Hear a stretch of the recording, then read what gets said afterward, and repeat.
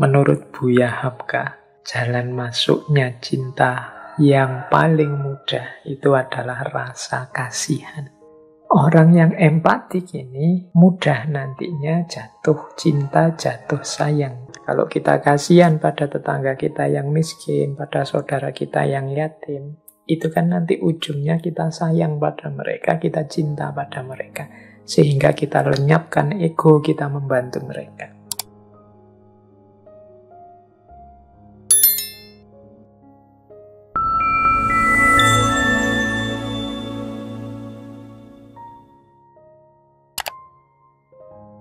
Assalamualaikum warahmatullahi wabarakatuh.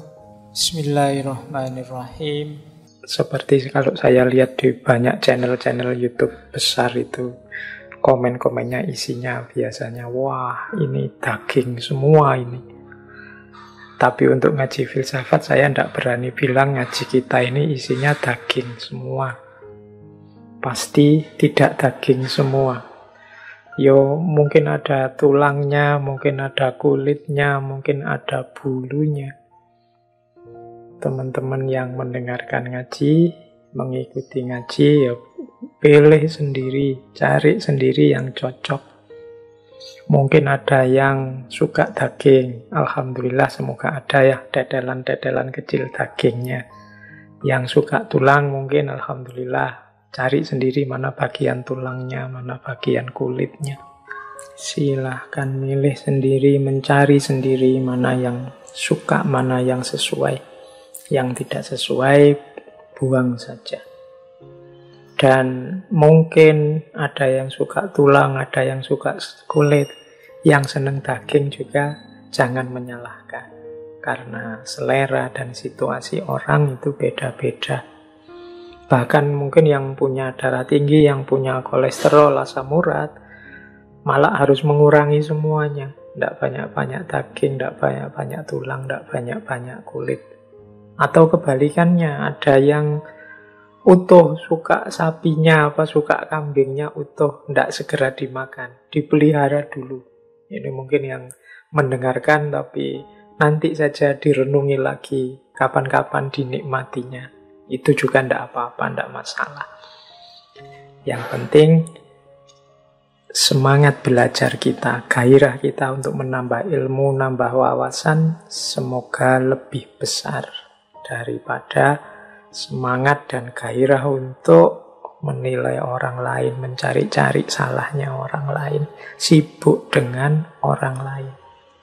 Semoga ngaji-ngaji filsafat kita ini membuat kita sibuk untuk perbaikan diri kita sendiri.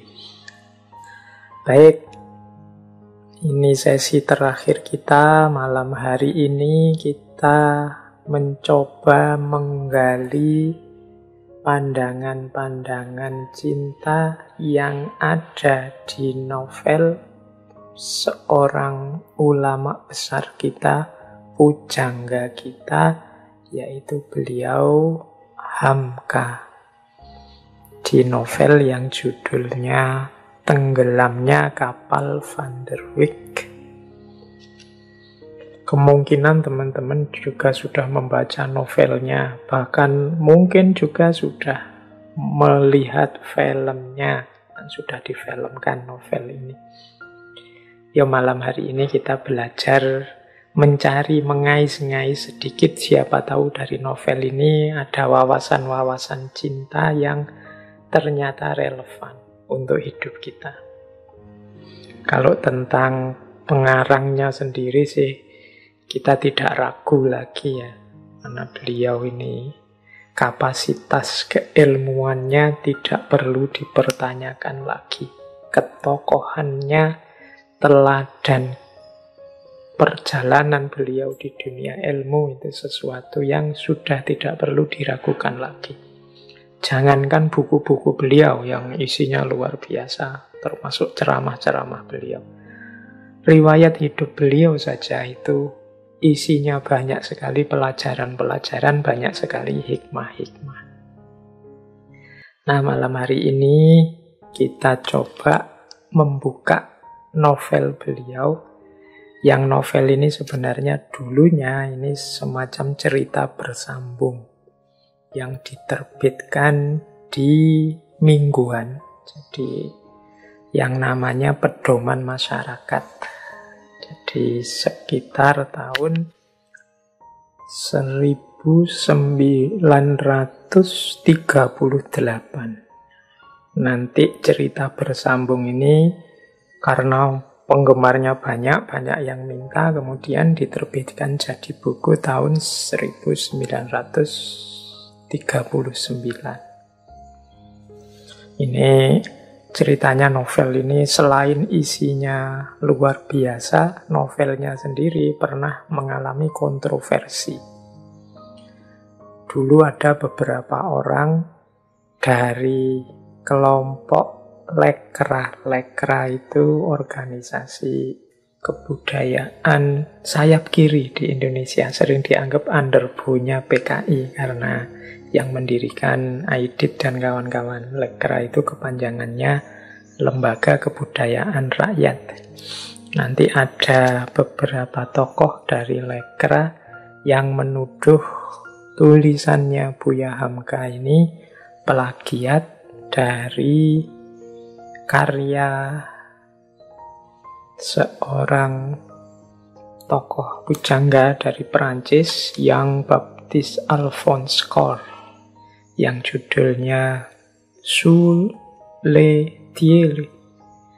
Novel ini nanti diadaptasi, diterjemahkan dalam bahasa Arab oleh Mustafa Lutfi Al-Manfaluti dengan judul Majdulin, yang diterjemahkan dalam bahasa Indonesia Magdalena. Teman-teman bisa nyari novel yang versi Magdalena ini.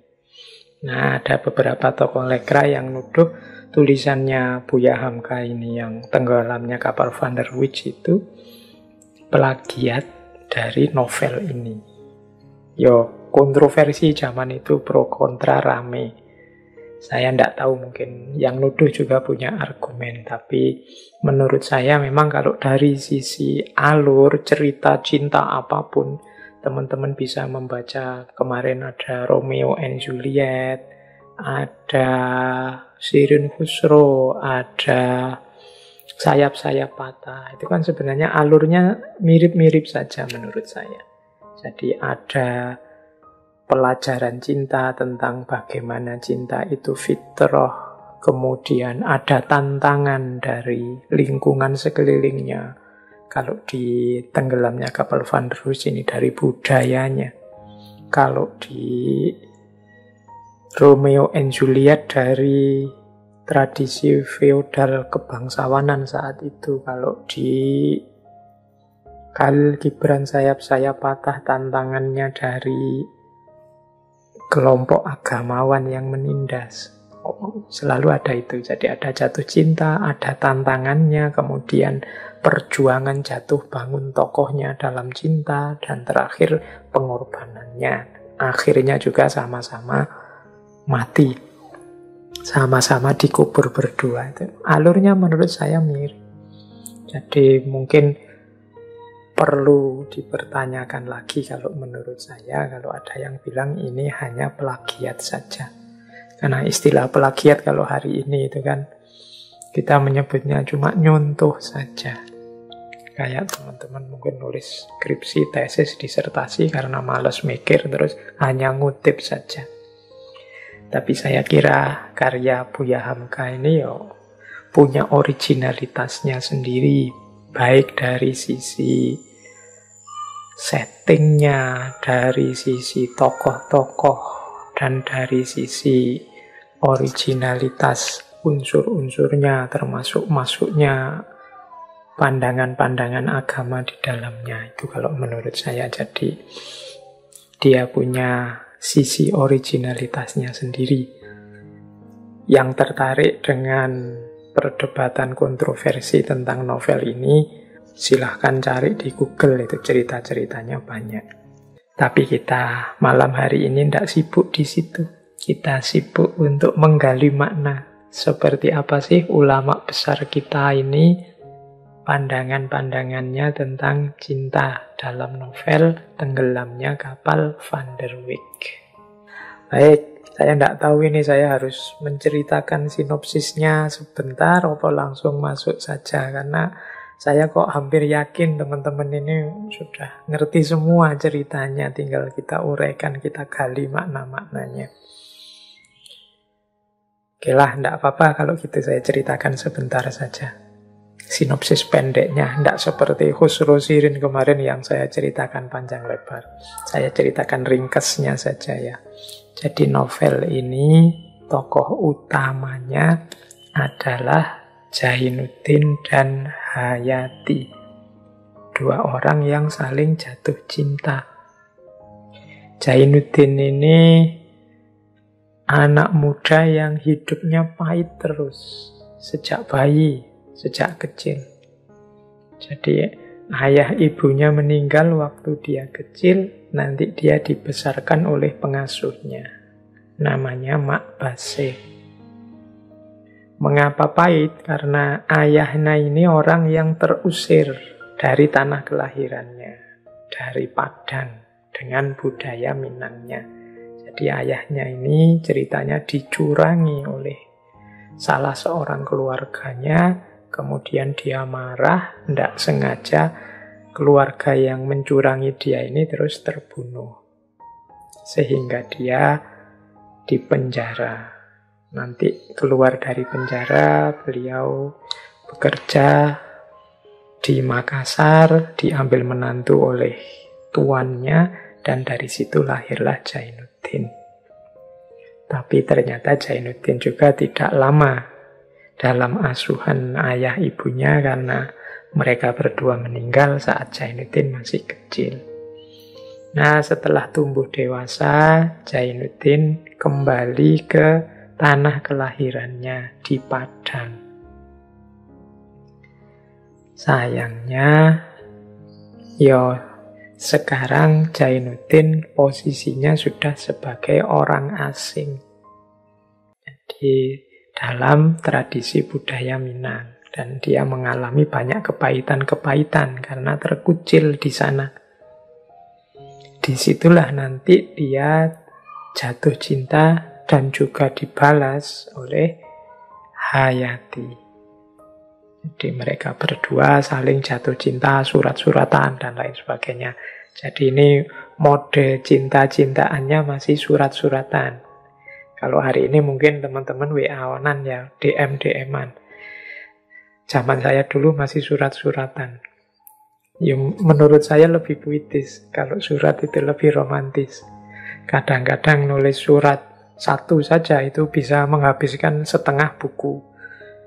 Salah dikit, ganti. Salah dikit, ganti. Merasa tidak enak, ganti lagi. Sampai bisa menghabiskan satu buku itu hanya untuk satu surat saja. Itu momen paling mendebarkan itu setelah ngirim surat terus menunggu balasannya. Ini dibalas apa enggak, balasannya gimana. Itu ada momen-momen luar biasanya. Saya enggak tahu kalau teman-teman hari ini ya mungkin pakai WA, pakai email, apa pakai Instagram, saya enggak tahu. Ya mungkin ada berdebarnya sendiri, ada romantikanya sendiri. Tapi zaman ini masih pakai surat-suratan. Maka nanti di Tenggelamnya Kapal Van der Wijk itu isinya banyak surat-surat. Ya, teman-teman yang ingin bikin surat yang romantis bisa mengambil inspirasi dari apa yang ada di buku itu. Nah, sayangnya percintaan dua anak muda ini, Hayati dan Jainuddin ini dianggap tidak selevel, tidak sekufu. Jadi Jainuddin karena dianggap orang asing. Akhirnya jadi gunjingan. Jadi diomong orang. Ini sehingga orang-orang yang dekat dengan Jainuddin dan dekat dengan Hayati kemudian mencoba untuk menasihati mereka. Mbok yo, ndak usah cinta-cintaan. Nanti malah susah loh kalian berdua ini. Karena ndak selevel, ndak cocok. Nah, karena ingin menjaga Hayati, Hayati juga karena kasihan pada Jainuddin, akhirnya Jainuddin ini menjauh dari dekatnya Hayati, dari daerah mereka tinggal. Daerahnya namanya Batipuh. Jadi tinggal di tempat yang jauh biar gunjingan itu hilang. Sekalian nanti Jainuddin sambil belajar juga bekerja untuk mengumpulkan uang, mengumpulkan biaya, siapa tahu nanti bisa melamar Hayati. Yo, surat-suratannya tetap jalan terus meskipun jauh. Nah, peristiwa tragisnya kemudian muncul setelah ini. Jadi yang pertama nanti pengasuhnya Jainuddin yang tadi namanya Makbase ini meninggal dan meninggalkan warisan, tinggalan orang tuanya dulu. Nah, dengan bekal warisan ini Jainuddin kemudian bertekad akan melamar Hayati. Dia berkirim suratlah pada keluarganya Hayati. Sayangnya oleh keluarganya Hayati ditolak lamaran ini karena Hayati sedang dilamar juga oleh anaknya saudagar kaya namanya Ajis. Dan yang diterima yo lamaran anaknya saudagar kaya ini. Patah hatilah Jainuddin. Wah, 2 bulan dia sakit, tidak bangun dari tempat tidur. Sampai kemudian dia dimarahi oleh seorang temannya. Namanya Muluk. Teman ini sebenarnya anaknya tempat Jainuddin kos. Temannya ini awalnya agak preman, tapi kemudian preman yang baik hati sehingga bisa akrab dengan Jainuddin, kemudian membantu Jainuddin bangkit. Akhirnya Jainuddin dan Muluk ini berangkat ke Jawa biar tidak sedih terus di Padang. Di Jawa, karena Jainuddin ini pinter, kemudian dia jadi penulis dengan nama inisial Z dari Jainuddin. Sukses dia nulis, penggemarnya banyak, yang menunggu-nunggu tulisannya banyak. Jadi dia punya beberapa langganan surat kabar, dia jadi kolumnis, dia jadi penulis cerita. Nah, nanti dari Jakarta dia pindah ke Surabaya. Selain masih aktif nulis, nanti dia mendirikan namanya Tunil. Tunil itu mungkin semacam panggung hiburan, panggung pertunjukan. Yang Jainuddin jadi penulis ceritanya. Kalau sebagai penulis dia pakai inisial Z, nanti di Tunil ini dia dikenal sebagai pemiliknya Tunil dengan nama Tuan Sabir. Selain itu, Jainuddin juga aktif dalam pergerakan anak muda perjuangan. Dia punya klub namanya Klub Anak Sumatera. Nah, jadi Jainuddin di Jawa sukses. Nah, di Surabaya inilah, di tengah-tengah kesuksesannya nanti hadir kembali Hayati dengan suaminya Ajis. Jadi Hayati dan Ajis ini bergabung dengan aktivitas klub anak-anak Sumatera. Bahkan nanti bersahabat dengan Jainuddin. Tapi Jainuddin sudah bukan Jainuddin yang dulu, dia sudah dingin karena kecewa pada Hayati. Jadi dia sudah acuh kalau bertemu dengan Hayati. Ini sangat menyakitkan bagi Hayati.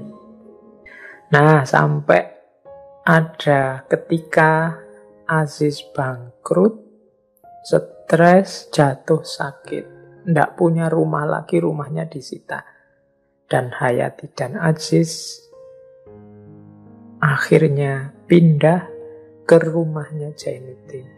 Mereka bertiga hidup di rumah yang sama. Tapi saya bilang tadi, Jainuddin sudah bergaya, tidak lagi peduli dengan cintanya yang lama. Nah, cerita selanjutnya, Aziz ini yang bangkrut, yang stres, yang bahkan sakit beberapa lama. kemudian pamit ke Banyuwangi untuk mencari pekerjaan. Tapi nanti sesampainya di Banyuwangi dia malah bunuh diri. Karena mungkin kecewa, depresi dengan kejatuhannya. Dia mengirim surat pada Jainuddin yang isinya mengembalikan Hayati pada Jainuddin. Tapi Jainuddin yang masih kecewa, meskipun sebenarnya ya masih cinta, karena di ruangan kamarnya Jainuddin itu masih penuh gambarnya Hayati. Tapi dia melampiaskan kecewa, dendam cintanya pada Hayati dengan cara dingin dan tidak peduli. Akhirnya Hayati disuruh pulang oleh Jainuddin, disuruh pulang ke Padang. Disitulah nanti terlibatnya kapal Van der Wijk, karena Hayati pulang ke Padang dari Surabaya naik kapal Van der Wijk. Kemudian terjadi bencana, kapalnya tenggelam, Jainuddin sungguh menyesal, akhirnya dia juga jatuh sakit, akhirnya meninggal dan dikubur bersama. Akhirnya sama ya, dengan banyak cerita-cerita novel yang kita angkat bulan ini. Oke, sekarang kita gali, ada makna-makna cinta apa saja di balik novel itu.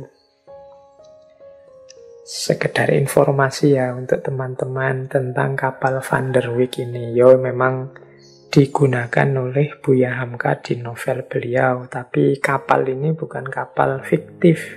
Kapal Van der Wijk ini memang benar-benar ada.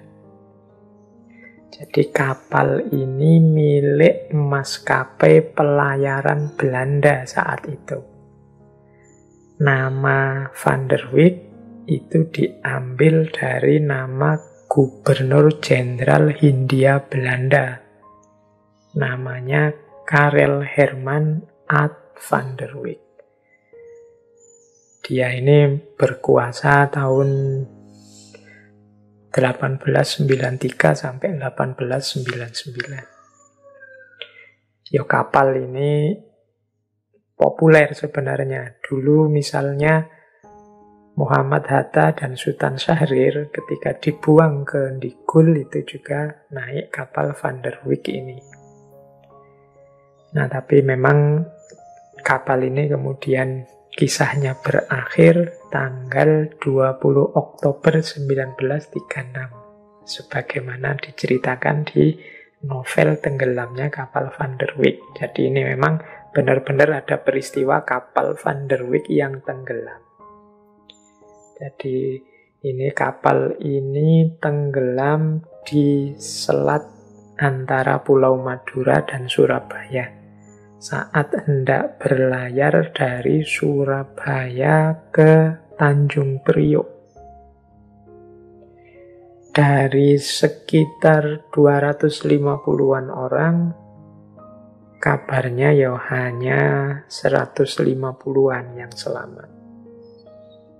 Termasuk Hayati. Hayati ini selamat sebenarnya, tapi mengalami luka-luka yang sangat parah. Sehingga masih ada momen ketika dia bertemu terakhir kali dengan Jainuddin untuk mengungkap perasaannya. Juga ada momen dia sempat mendengarkan pernyataannya Jainuddin yang masih cinta kepadanya. Jadi masih ada adegan terakhir pertemuan mereka, karena Hayati sempat selamat meskipun kemudian akhirnya meninggal. Kalau teman-teman mau mencari peristiwa tenggelamnya kapal ini, nanti diperingati dengan dibuat satu tugu. Tugu ini adanya di Pelabuhan Brondong, daerah Lamongan. Coba dicari ya di Lamongan. Di situ ada tugu prasasti memperingati tenggelamnya kapal Van der Wijk itu, yang ada kata-kata di tugu itu ucapan terima kasih kepada para penyelamat, termasuk para nelayan yang ikut membantu menyelamatkan. Baik, Itu tentang kapal Van der Wijk.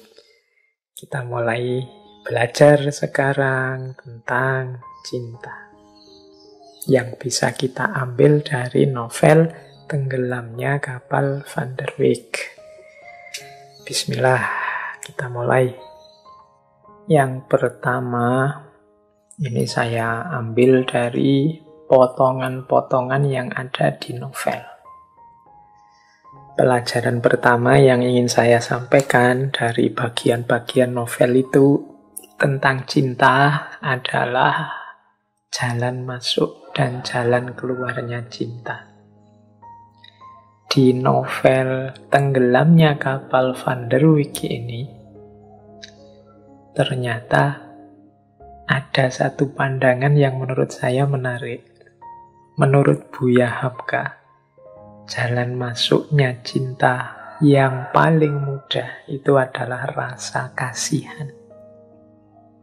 Tapi nanti rasa kasihan ini juga, kalau tidak hati-hati, juga akan menjadi jalan keluarnya cinta. Jalan hilangnya cinta. Coba kita lihat ya kalimat-kalimat yang menunjukkan itu di novel Tenggelamnya Kapal Van der Wijk. Dan cinta adalah melalui beberapa pintu. Ada dari pintu sayang, ada dari pintu kasih, ada dari pintu rindu. Tetapi yang paling aman dan kekal ialah cinta yang melalui pintu kasihan itu. Jadi ini ceritanya kan, awalnya memang Hayati ini bersimpati, kasihan terhadap sengsaranya Jainuddin. Jadi dia melihat betapa anak muda ini kalem, pendiam, tapi sering disia-siakan, sering diterlantarkan orang hanya karena dianggap orang asing. Nah ini Hayati ini kasihan.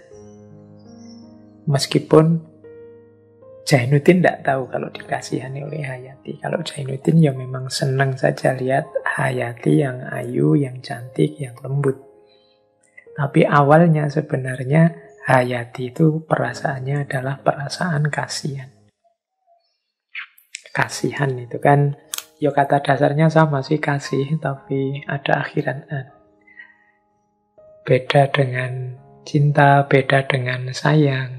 Kalau cinta itu kan fokus pada perasaannya, perasaan sukanya. Kalau sayang itu fokusnya pada perhatiannya. Ada kasih. Kasih itu fokus pada kerelaan untuk memberi, untuk membantu. Nah, kasihan itu dekat dengan itu. Kasihan itu berarti rasaku, aku letakkan padamu. Dalam arti, kalau bahasa istilah psikologi ini lebih ke empati. Jadi empati, aku turut merasa kesedihanmu, aku turut merasakan kesulitanmu, aku turut merasakan kesengsaraanmu.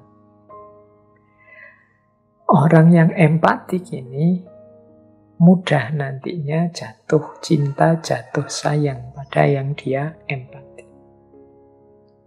Ya tidak harus laki-laki dan perempuan. Kalau kita kasihan pada tetangga kita yang miskin, pada saudara kita yang yatim, itu kan nanti ujungnya kita sayang pada mereka, kita cinta pada mereka. Sehingga kita lenyapkan ego, kita membantu mereka. Jadi menurut Buya Hamka, kasihan itu cinta yang paling baik. Untuk jalan yang paling baik untuk memperoleh cinta. Karena tahap selanjutnya dari kasihan itu adalah cinta. Silakan teman-teman setuju apa enggak dengan pandangan ini. Semoga enggak dipakai untuk modus ya teman-teman. Mungkin dipakai untuk modus biar dia jatuh cinta padaku. Tak tampilkan sisiku yang menyedihkan, menyengsarakan biar dia kasihan. Nah, ini menurut saya, mengapa saya angkat, karena menurut saya ini menarik. Mungkin bisa bahan diskusi teman-teman. Tapi sebaliknya juga, kasihan bisa jadi jalan keluar dari cinta. Jalan keluar itu bukan solusi, tapi jalan cinta turun derajatnya, jadi orang tidak lagi cinta, hanya kasihan saja. Tuh, kalau ini komentarnya Hamka kepada peristiwa ketika Hayati menerima lamarannya Ajis. Jadi Hayati ini ada momen ketika dia merasa ragu-ragu, merasa Jainuddin ini memang apa ya pantas jadi suamiku. Kok ndak update ya, anak ini ndak gaul. Yang lain anak muda-muda seperti itu, dia kok masih saja seperti ini. Ada momen begitu Hayati ini. Nah ini makanya ada kalimat dari Hamka, dari lurah belas kasihan mendaki ke puncak bukit cinta.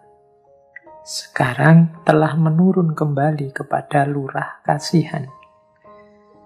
Dan cinta bila mana telah menurun kepada belas kasihan, tandanya lama-kelamaan dia akan berangsur turun.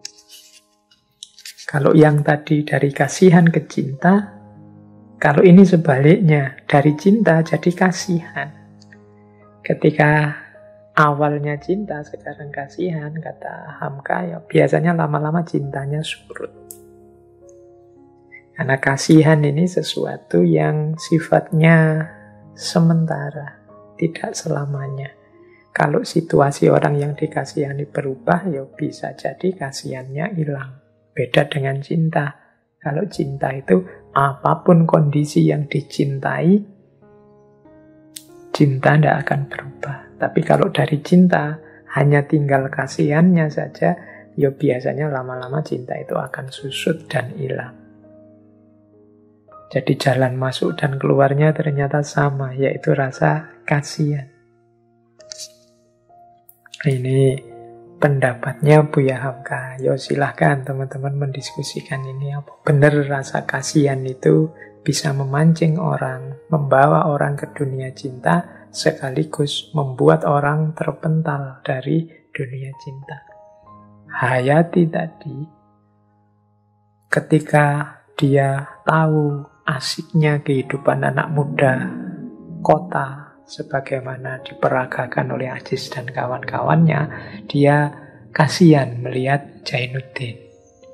Dia ragu-ragu, sebenarnya dia ingin ninggal Jainuddin. Apa ya pantes Jainuddin sama aku? Wong Jainuddin anak out of date, bahasanya hari ini kan itu. Tapi dia kasihan pada Jainuddin. Mosok ya Jainuddin tak tinggal.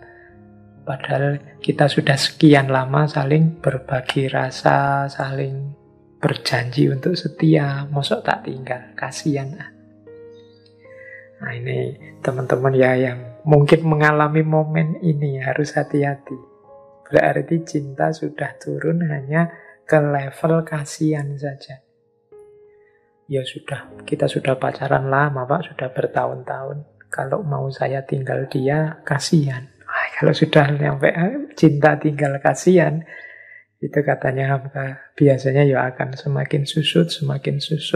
Biasanya nanti ada masalah kecil saja dibesar-besarkan. Seolah-olah itu problem yang besar yang tidak bisa dimaafkan. Padahal itu problem kecil saja. Itu berarti mungkin selama ini sedang ngempet. Hanya kasihan saja mau ninggal kok tidak tega. Khawatir dianggap dia tidak setia. Baik, ini menurut saya penting pelajaran pertama untuk bahan refleksi. Wajah cinta kita dalam hidup ini seperti apa?